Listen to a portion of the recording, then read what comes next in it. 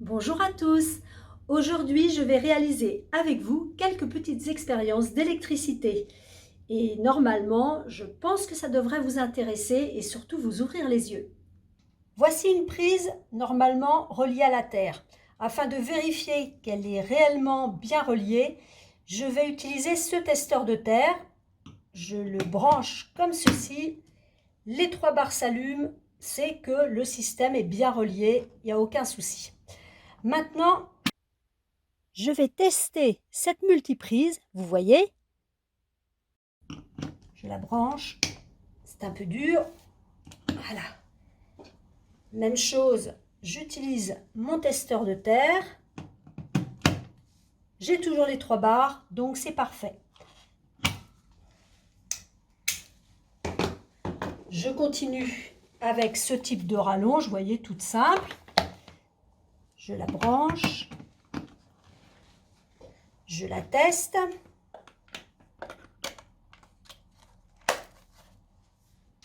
J'ai les 3 barres, c'est parfait. Maintenant, je vais brancher une rallonge assez sophistiquée, vous voyez, comme ceci. Voilà, qui est une rallonge très moderne, que j'ai achetée dernièrement. Je la branche. Je vais tester la terre. Voilà.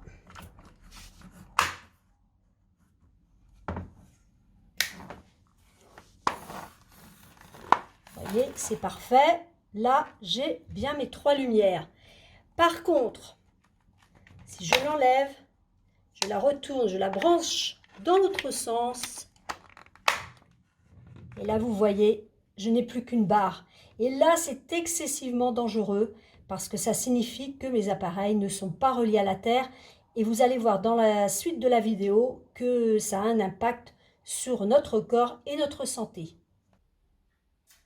Me voici maintenant devant mon ordinateur qui est branché sur le secteur, puisque c'est le cas le plus défavorable. C'est là que vraiment on récupère le plus de tension à travers le corps. Et ce fil est relié à la terre. Je prends maintenant mon testeur de tension induite. Ce fil rouge est branché à la terre. Ce petit fil bleu a un embout que je vais pincer entre mon pouce et mon index. Je règle sur courant alternatif et je regarde, je suis à 2,19, 2,18, vous voyez. Je ne sais pas si vous voyez bien, je m'approche le plus possible. Et si je touche mon ordinateur, eh bien ça augmente, mais à peine. Vous voyez, je suis à 2,23. Maintenant, je vais brancher mon ordinateur sur une prise qui n'est pas reliée à la terre. Voilà, je branche maintenant mon ordinateur sur cette prise. Alors, vous voyez, je prends mon petit testeur de terre pour bien vérifier, pour bien vous montrer.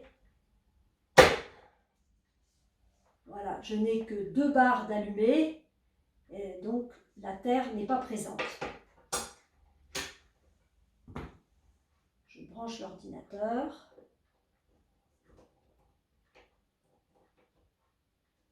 C'est très dur. Il y a des protections pour les enfants. Voilà.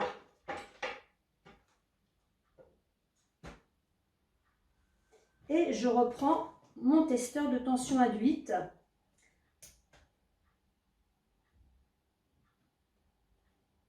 Cette fois, sans toucher l'ordinateur, je suis à plus de 10 volts. Donc là, ça commence à être assez important. Et si je touche l'ordinateur, je passe à 17. Vous voyez, et donc ça, c'est très mauvais. Conclusion de tout ceci, achetez tout de suite un testeur de terre si vous n'en avez pas un, car c'est vraiment indispensable.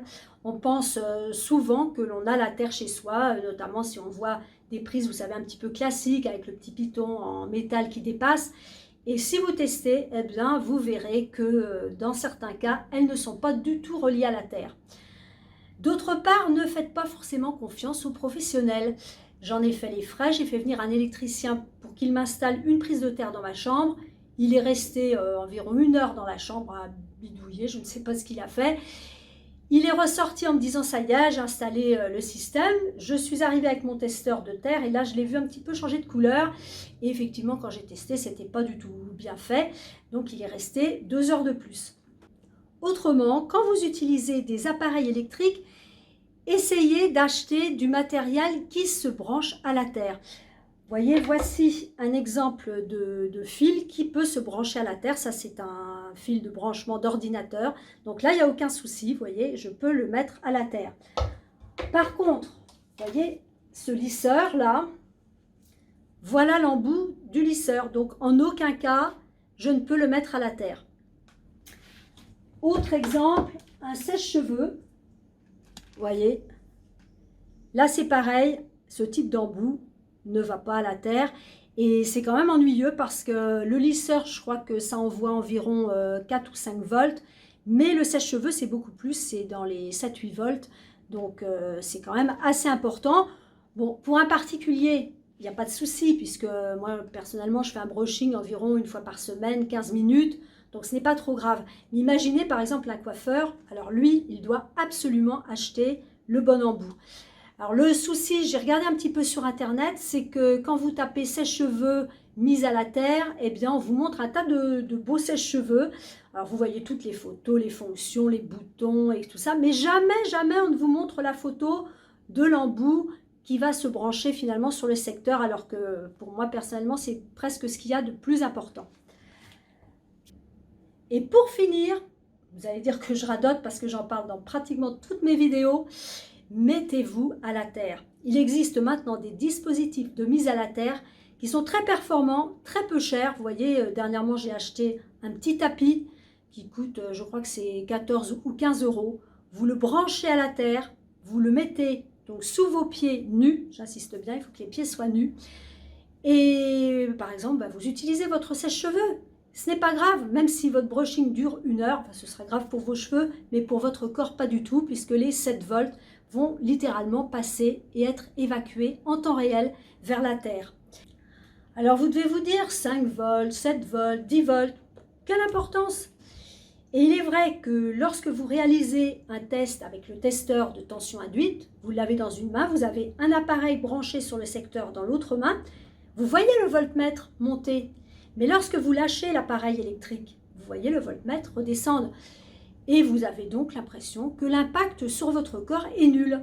Eh bien, c'est une erreur, une grave erreur, car il faut savoir que tout courant absorbé par le corps, qui ne peut pas ressortir, et il ne peut pas, puisqu'on a toujours des chaussures avec des semelles isolantes ou un sol dans nos appartements ou nos maisons qui sont pareil, totalement isolants, eh bien, ça reste latent et il faut que ça fasse quelque chose. C'est comme ça, le corps est fait comme ça. Et en principe, ça va soit dérégler le cœur, puisque c'est évidemment une vraie centrale électrique, le cerveau également, et ça va également impacter tout le fonctionnement des différents organes. Ça va faire monter notamment le nombre de radicaux libres qu'il y a dans votre corps, ça fait vieillir, c'est un oxydant puissant, hein, l'électricité.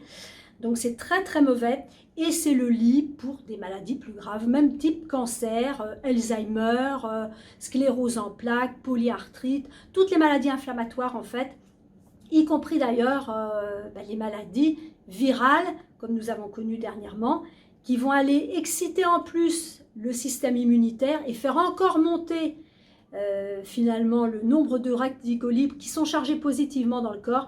Et tout ça fait une inflammation géante du corps et on connaît les résultats. Donc je vous parlerai de ça plus en profondeur dans d'autres vidéos, mais sachez d'ores et déjà qu'il est très très important d'atteindre la neutralité en utilisant des dispositifs de mise à la terre et en branchant correctement vos appareils. À bientôt!